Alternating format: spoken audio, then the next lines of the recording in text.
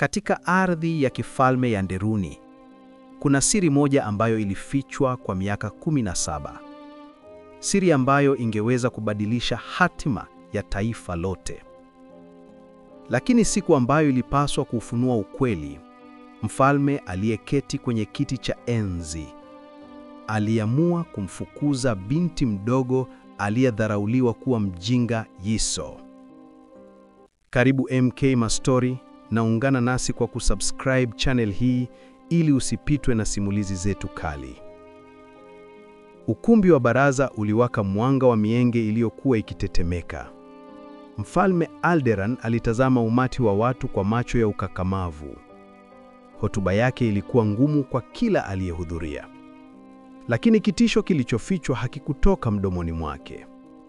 Pembeni mwa ukumbi, Yiso alisimama kimya kama kivuli. Nguo zake hazikuendana na hadhi ya ikulu ya kifalme. Kila mtu alimtazama kwa dharau ya wazi. Hakuna aliyetarajia lolote kutoka kwake. Hapa ndipo kila mtu angepaswa kufungua macho, lakini walikuwa vipofu kwa kuaminiana na hadhi. Wakati mfalme alipotangaza ukaguzi wa warithi halisi, makuhani walileta vitabu vya damu vilivyotumika kwa vizazi vingi. Wote waliamini majina ya warithi yalikuwa kamilifu. Lakini jina moja lilikuwa limefutwa zamani. Yiso alihitwa kwa nguvu sehemu ya mbele. Walinzi walimvuta kana kwamba ni mtumwa asiyoeleweka. Mzaha ulienea kwenye umati. Lakini hakutoa kinyongo hata kidogo. Mfalme alimchunguza kwa muda mrefu, kana kwamba anajaribu kumkumbuka. Alama ya ajabu shingoni mwa Yiso ilivutia macho yake. "Alama hii, uliipata wapi?" aliuliza kwa ukali. Lakini Yiso hakuongea. Wakati mwingine kimya cha mtu hudai kusikilizwa kuliko kelele za watu elfu. Walipomvulia pazia lake dogo, umati ukatikisika kwa mshangao wa ghafla. Alama ya kifalme ya damu ya Nderuni iling'aa kwenye ngozi yake. Hiyo alama hutokea kwa mrithi halisi tu. "Mwongo!" Mfalme Alderan alipiga kelele kwa hasira. "Hizi alama zinaweza kuchorwa." Akawageukia walinzi kwa pigo la mkono. "Huyu hafai kuwa hapa, mtupeni nje." Walinzi walimsukuma Yiso bila huruma. Hata alipoinama, macho yake alibaki imara. Ilikuwa kama anatunza jambo kubwa moyoni mwake, jambo ambalo aliogopa kulitamka. Huu ndio wakati ambao historia hufanya mzaha na mfalme ambaye haoni mbali zaidi ya hasira yake. Kijana mmoja mwenye mavazi ya kifalme, Caelion, alikuwa mtu pekee aliyemwangalia Yiso bila dhihaka. Kuna nguvu fulani ilimvuta karibu naye, lakini hakuthubutu kuongea mbele ya mfalme. Walipomfukuza nje ya lango la ikulu, Yiso alisimama na kutazama jumba la mawe lenye minara mirefu. Hapo ndipo alikulia miaka ya utoto wake kabla ya kupotezwa. Lakini hakuna anayekumbuka hilo isipokuwa yeye. Aliingia msituni wa Kivaru, mahali palipojaa siri za familia yake. Kila hatua aliyopiga ilisikika kama sauti ya historia inayoamka. Hofu haikuwa sehemu ya roho yake. Alijua siku ya kurudi itafika. Mara nyingi ufalme huanguka si kwa sababu ya adui wa nje, bali kwa chuki yao kwa mtu mmoja ambaye hawakumuelewa. Usiku ulipoingia juu ya msitu wa Kivaru, mawimbi ya upepo yalipita juu ya matawi kama sauti za roho za kale. Yiso alitembea taratibu ndani ya giza lililokuwa linamsogelea. Alikuwa akitafuta mahali palipoficha historia yake yote. Mapokeo ya Nderuni yalisema kuwa msitu huo ulilindwa na nguvu za mababu wa kifalme. Waliamini kuwa popote palipoangamia mrithi halisi, roho zile zingeongoza njia yake ya kurudi. Katika mwanga hafifu wa mwezi, Yiso alipiga magoti mbele ya jiwe la kale lililoandikwa herufi za kifalme. Aligusa alama hiyo kwa heshima na ukimya. Machozi yake yalianguka ndani ya ufahamu mdogo uliokuwepo. Kuna machozi hayalilii huzuni, bali huita hatma irudi ilipostahili. Ghafla ardhi ilitetemeka pole pole kama pumzi ya mtu. Jiwe la kale likaanza kung'aa kwa mwanga wa samawati. Kelele ndogo ya kiroho vuma hewani. Yesu akainua uso wake bila hofu. Kutoka chini ya ardhi mwangazo ulijikusanya na kuunda sura. Ni kivuli cha mwanamke aliyekuwa na taji ya ajabu. Uso wake haukuonekana, lakini nguvu yake ilitetemesha mazingira. "Umerudi, mtoto wa damu yetu," sauti ikasema. Yesu akasogea karibu bila kutetemeka. Alianza kuhisi kumbukumbu za utoto wake zikimrudia kama mvua ya ghafla. Kivuli hicho kilimuonesha picha ya moto, usaliti na kifo. Aliona jinsi mama yake Malkia Serafini alivyotekwa usiku. Simulizi hilo la maono lilimuonesha ukweli mwingine. Mfalme Alderan hakuwa adui yake kama alivyoonekana. Alichochewa na watu wa baraza waliotaka kumaliza damu ya Malkia, na alama yake ilifichwa kumlinda, si kumtupa. Mwanga alipopotea, Yesu alibaki peke yake tena. Lakini roho yake ilijaa ujasiri aliyousikia mara ya kwanza maishani. Sasa alijua sababu ya kuishi kwake, na alijua ufalme ulikuwa umechoka kwa viongozi waongo. Ikulu ya Nderuni. Wakati huo mwingine, Caelion aliketi kwenye maktaba ya kale akichunguza maandiko. Alipata jalada lililofichwa kwa miaka mingi. Halikuwa la kawaida. Lilikuwa la warithi waliopotea. Jalada hilo lipotajiwa jina la Serafin, moyo wa Caelion uliruka kwa mshangao. Akaona orodha ya mrithi mmoja aliyeishi, Yiso Serafin Nderuni. Alijua hapo ndipo udanganyifu ulipoanzia. Kuna ukweli ukigunduliwa, hausubiri kesho, huamka kama simba aliyelala muda mrefu. Caelion aliamua kumsaka Yiso kwa gharama yoyote. Alihisi kimya chake kilikuwa na majibu zaidi yalivyodhani. Alivaa koti lake la safari na kuchukua harasi wake. Safari ya hatima ilianza bila kurudi nyuma. Msituni, Yiso alisimama juu ya mwamba kitazama milima ya Nderuni. Alishika alama shingoni mwake kwa mkono uliojaa nguvu mpya. Sasa aliamua atarudi ikulu, sio kama mfungiwa, bali kama mrithi halisi wa taji lililoporoa. Mwanga urithi huzimiki hata kama dunia nzima imeuamini kuwa giza. Caelion alipita kwenye lango kuu la ikulu akiwa na wasiwasi uliofichwa. Usiku ulikuwa mzito kama siri aliyoigundua. Kila hatua aliyopiga iliongeza mzigo moyoni mwake. Alijua akifanya kosa angeonekana msaliti wa ufalme. Alifika kwenye store ya harasi iliyofunikwa na chuma cha kale. Harasi wake Rivo alikanyaga ardhi kama kwamba anahisi safari ya hatari. Caelion alimkuna shingoni kumtuliza. Kisha akapanda na kuelekea upande wa mashariki wa msitu wa Kivaru. Msitu ulianza kumkunja kama ulimwengu mwingine. Upepo ulivuma kama sauti ya mababu iliyotoka mbali. Majani yalitikisika kana kwamba yanamuonya, lakini hakurudi nyuma. Ukweli unapokuita, mwili unaweza kuogopa, lakini moyo huwa haupotei njiani. Wakati Caelion alivuka daraja la mawe lililobunjika, aliona moshi mwembamba ukipanda juu ya mlima mdogo. Alijua si moto wa wanyama wa msitu, kwa sababu ulikuwa na harufu ya majani ya dawa ya kifalme. Alipokaribia eneo la mwamba, akamwona Yiso amekaa kwenye jiwe la duara. Miale ya mwanga wa mwezi iling'aa usoni mwake kama taji ya siri. Caelion alishusha pumzi ya mshangao. Yiso alipomtazama hakushangaa, kana kwamba alijua atakuja. "Umeona kile walificha, sivyo?" Yiso aliuliza kwa sauti tulivu. Caelion hakujua ajibu nini. Wakati mwingine watu wawili wanapokutana, si kwa bahati, ni kwa makusudi ya historia. Caelion aliteremka kutoka kwa farasi wake.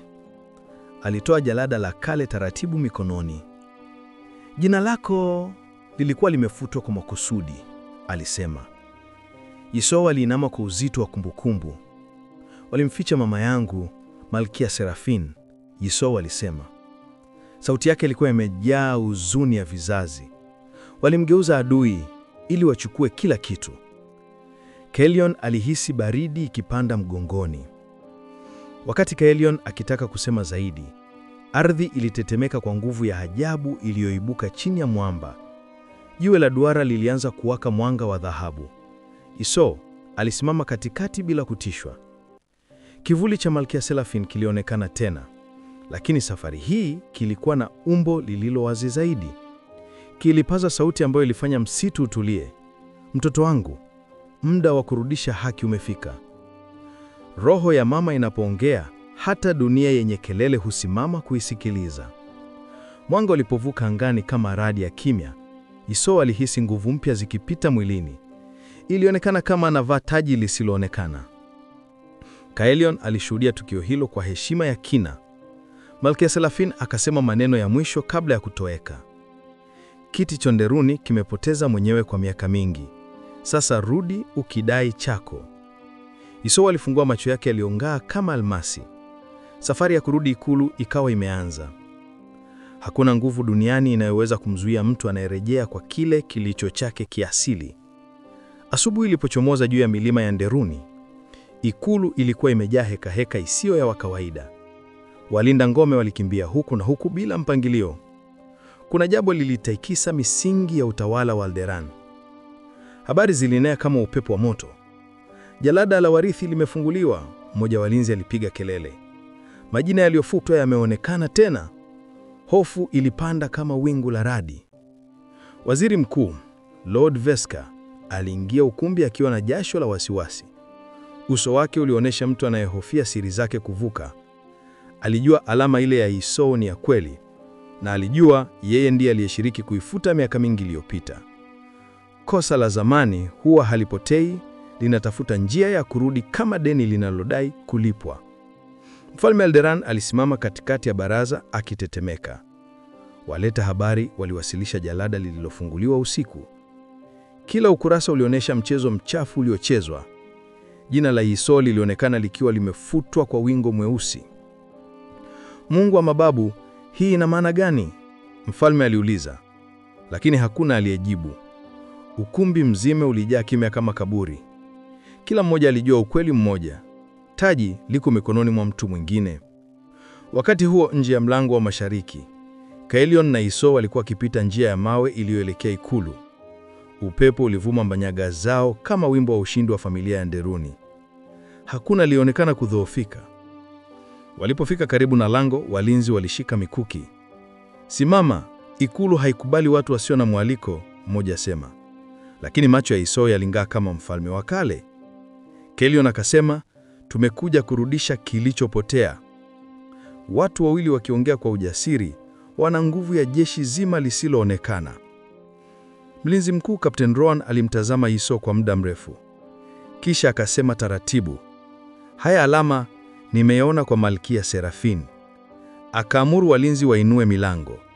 Kwa mara ya kwanza Yisou alarudi ndani ya ikulu kwa miguu yake. Hewa ya ukumbi wa Kirani ilimgonga kama kumbukumbu ya utoto. Kila jiwe aliloliona lilikuwa na simulizi alizozisahau. Kaelion alitembea pembeni yake kimya kimya. Alijua leo kungeandika historia mpya. Walipoingia katika ukumbi wa baraza, Mfalme Alderan alinyanyua macho kwa mashangao ya kufa mtu. Hakuamini kile alichokiona. Yisou alisimama wima mbele yake, si kama mfungwaji, bali kama mrithi. Nilikuona siku ile, niliamini uongo, alisema kwa sauti dhaifu. Yisou hakusema neno, lakini macho yake yalikuwa na huzuni ya miaka mingi. Baraza zima lilitetemeka kwa uzito wa kimya hicho. Ufalme mzima ulikuwa ukisubiri maneno yake. Ukweli unapokuwa mzito kuliko taji lenyewe, viongozi huishia kupoteza nguvu za midomo yao. Kaelion alitoa jalada mbele ya baraza lote. Haya ni maandiko ya damu ya Nderuni, alisema. Yisou akasema hatimaye, sikuja kuvunja, nimekuja kurekebisha. Haki ikitembea kwa miguu midogo, bado inaweza kufanya milima mingi ipigani magoti. Ukumbi wa baraza ulijaa kimya, kila mmoja akishikilia pumzi yake. Yisou alisimama wima, alama yake shingoni iking'aa kama taa ya dhahabu. Kila mmoja alijua sasa hakuna kurudi nyuma, na historia ya Nderuni ilikuwa inafunguka kwa jicho la kila mtu. Mfalme Alderan alijaribu kuongea kwa sauti dhaifu. Ni wewe mrithi wa halisi, alijaribu kusema, lakini maneno yake yalipotea kama maji kwenye vuguvugu la miti. Baraza lote likawa kimya. Kaelion alistua kuona nguvu ya hali hiyo. Hata walinzi waliokuwa na silaha walitetemeka. Yisou hakusema neno, bali alionyesha tabasamu dogo. Tabasamu lililojaa ujasiri na hekima isiyo ya kawaida. Wakati mtu anapojua ni nani kweli, nguvu zake hazihesabiki na wingi wa matu. Waziri Mkuu Veska alijaribu kutoonyesha hofu. Alijua kila neno linalosemwa na Yisou linachukua uzito wa taji halisi. "Je, unaweza kuthibitisha urithi wako?" aliuliza kwa kilele dogo. Yisou alinua mkono, alama ikang'aa zaidi. Kila mmoja aliona alama ya serafini iking'aa shingoni kwa binti. Ni ishara kwamba damu ya kiraifu haikupotea na kwamba kila neno la Yisou linashikilia hadhi halisi ya ikulu. Yisou alijaribu kutulia, lakini sauti ya mfalme ilitetemesha ukumbi. "Umekuwa karibu kupoteza jina lako, lakini sasa..." Alisita, akijua hatari bado haijaisha. Hakuna kitu kinachoweza kuharibu amani ya mtu aliyeamini kwa dhati kule urithi wake. Baraza lote lilikuwa limekamwa na hofu na mashangao mchanganyiko. Yisou akazunguka ukumbi huku akitazama kila uso. Alijua kila mmoja alikuwa na siri, na sasa walihitaji kuamua kumkubali au kupoteza. Captain Rowan alirudi karibu na mfalme. Alijua Yisou ni mrithi wa halisi wa taji. Akanyosha mkono na kupiga ishara ya amani. Walinzi walianza kuondoa silaha zao kwa hofu na heshima. Kailion alishikilia mkono wa Yisou kwa tumani. "Leo historia inabadilika," alisema kwa sauti ndogo. Yisou alitabasamu, akihisi nguvu ya wakati huu. Hakika alijua hatima ya Nderuni ilikuwa mikononi mwake sasa. Hakuna sasa wala silaha, bali ni vita vya ukweli. Mfalme Alderon alijaribu kushikilia heshima yake, lakini macho yake yalionyesha kwamba amepoteza mapambano ya ndani. "Hivyo basi, mrithi wangu, taji lako," alisema kwa kicheko dogo. Ukumbi wote ulijaa mashangao na furaha isiyo ya mpangilio. Yisou akakanyua hatua moja mbele, akanyosha mkono na kugusa kiti cha kifalme kwa heshima. Wote walishuhudia, hakuna mtu aliyesema neno. Alikuwa tayari kutekeleza jukumu lake. Nguvu ya kweli haikomi na vijasiri wa ndani, bali inafululiwa wakati wa kuguswa na haki. Ukumbi wa baraza ulijaa milango ya matumaini mapya. Yisou alikalia kiti cha kifalme kwa heshima na utulivu. Kila mmoja alijua sasa historia haingerudi nyuma, na Nderuni ilianza kupumua kama taifa lililopona kutoka gizani. Mfalme Alderan alisimama peke yake, macho yake yakiwa yamejaa hofu na heshima.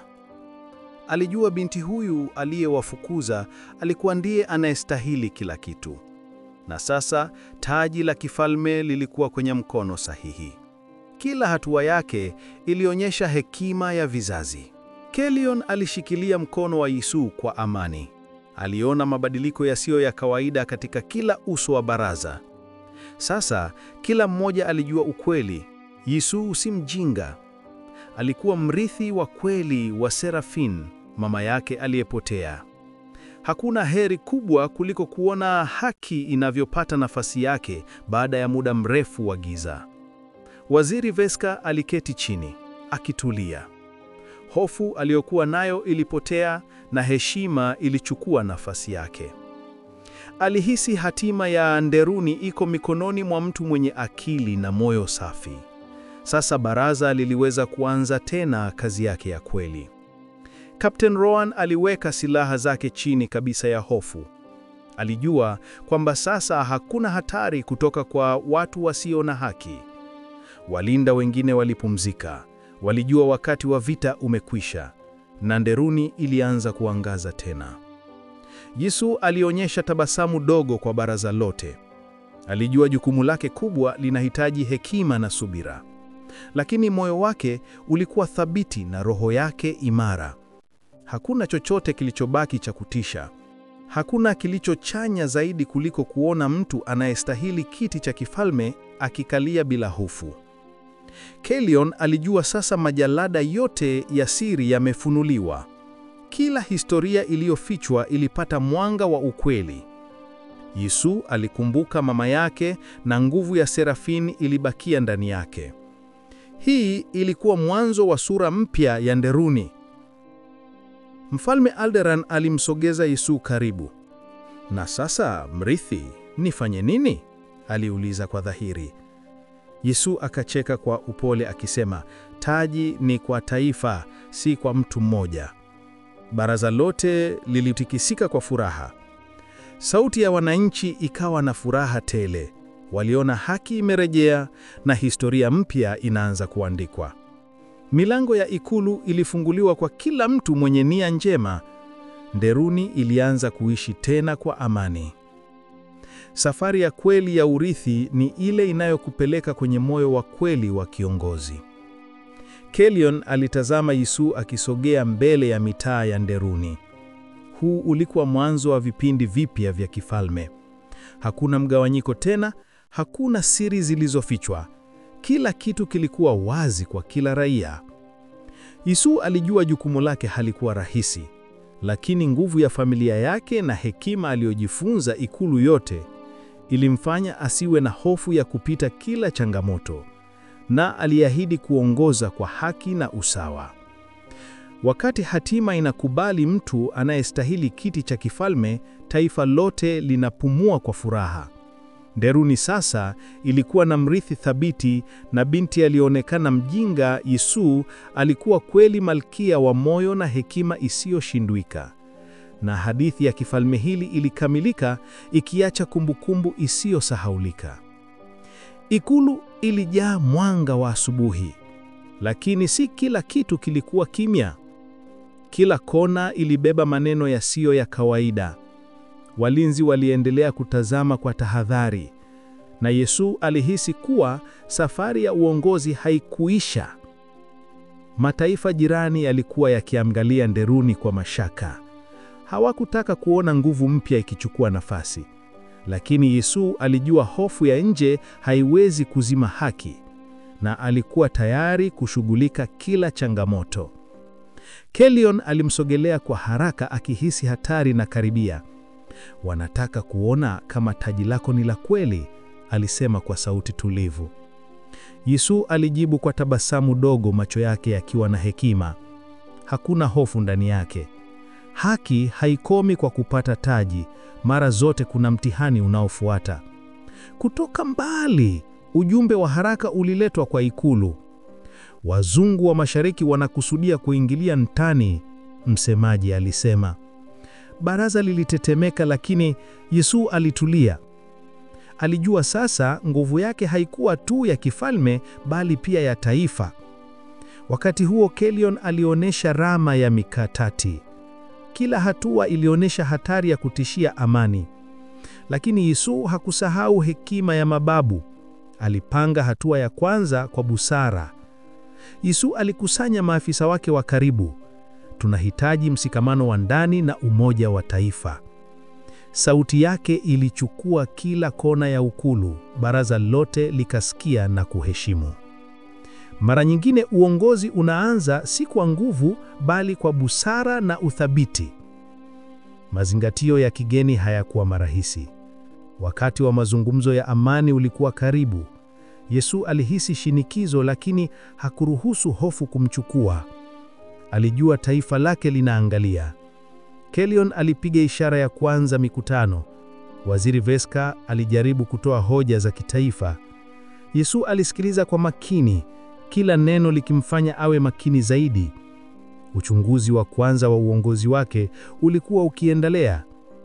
Hakuna uongozi wa kweli bila changamoto mpya, hata baada ya ushindi wa kwanza. Mikutano ilidumu masaa mengi. Yesu alijaribu kutimiza kila ahadi kwa busara. Alijua kila hatua ilihesabiwa na vizazi vijavyo, na alijua historia ya taifa hili ingeandikwa upya. Wakati jioni ilipofika, ukulu wa baraza ulikuwa na amani ya makini. Lakini macho ya Yesu hayakupatishwa tamaa. Alijua kila siku mpya inakuwa jaribio jipya, na yeye alikuwa tayari. Uongozi si pale unapokalia taji, bali pale unapokabiliana na hatari bila kupoteza mtazamo. Yesu alisimama juu ya dirisha la ikulu akitazama milima ya Nderuni. Nyota zilichomoza juu kama ishara ya matumaini mapya. Kelion alimkumbatia kidogo, baraka ya usaidizi wake, na taifa lote lilijua binti aliyekuwa mjinga sasa alikuwa malkia wa moyo na hekima isiyoshindwika. Na hivyo ndivyo safari ya Yesu ilivyofunga ukurasa wake wa mwisho. Binti aliyefukuzwa ikulu kwa kudharauliwa kama mjinga, akageuka kuwa malkia wa hekima, ujasiri na nuru mpya ya Nderuni. Amepigana na kivuli cha historia, amekabili siri za vizazi na hatimaye amekalia kiti alichostahili mbele ya mataifa yaliyotetemeka. Lakini kumbuka jambo moja, hadithi kubwa kamwe huwa haimalizwi. Kuna milango mingine, changamoto mingine, siri mingine zilizofichwa kwa vumbi la muda, na kila simulizi ina upande ambao bado hatujausikia. Hivyo safari ya Yisu inafikia mwisho, lakini safari ya hadithi haiishii hapa. Karibu kwenye ulimwengu wa MK Mastori, mahali pa stori huishi, zinasimuliwa kwa hisia, na kila hadithi inakugusa moja kwa moja kwenye roho. Subscribe MK Mastori, like video, comment unataka hadithi gani ifuate, turn on notification ili usikose simulizi inayofuata. Asante kwa kutazama mpaka simulizi inayofuata. Uwe na wakati mwema.